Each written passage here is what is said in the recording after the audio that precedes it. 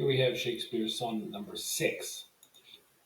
Okay, we have a continuation of the theme from 1 to 5, which is for the addressee of the sonnets to have a child, so his beauty will last forever. So we have once again the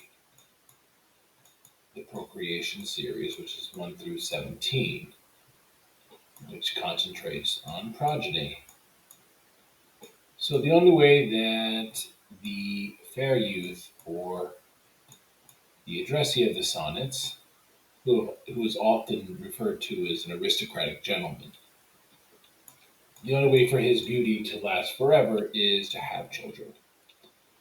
So here we have this metaphor, this figurative language that was used in Sonnet 5, connected with distillation, with flowers, and with the essence of a flower from the petals, the perfume, which is distilled, and the beauty lives on after the flower dies.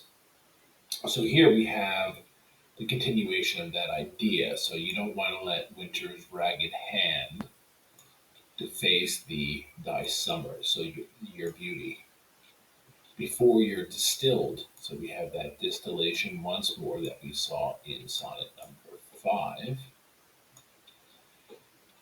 Make sweet some vial, treasure thou some place with beauty's treasure, ere it be self killed. So the distillation here is connected to having a child.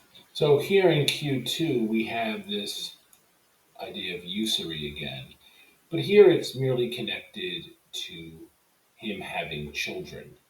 And it's not forbidden usury for someone who pays the willing loan and makes money off of off of the amount, off of the loan, and that is here breeding children 10 times happier. So you can make a lot of, or you can make interest off of the loan, and that would be from having children. And you could even have 10 kids, 10 times thyself were happier than thou art, if 10 of thine 10 times refigured thee.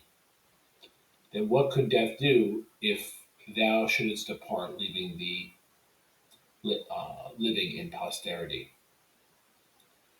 So it would be great if they could be 10 of you that would live on in posterity when you have died. So here we have the notion of the distillation, and that you will live on, and your beauty will live on. Either it's one or it could be 10 of you. So 10 copies of you. And what could death do? Death is not really going to defeat you in your beauty if there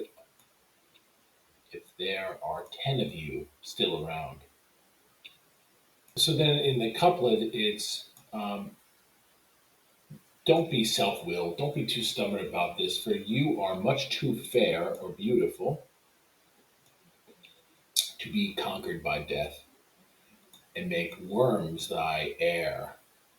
So, wouldn't it be much better if you would have children, and that's progeny here, that are going to live on and be a representation of your beauty, instead of having death win and having worms in the grave thine heir? That would not be a good thing. So basically, we have the same theme again. Here, it's sort of like immortality through children, but it's geared more towards beauty, and through concentrating on the addressee's beauty, talking to him about his beauty, and concentrating on vanity, and convincing him that the only way for that beauty to live on is through children or progeny.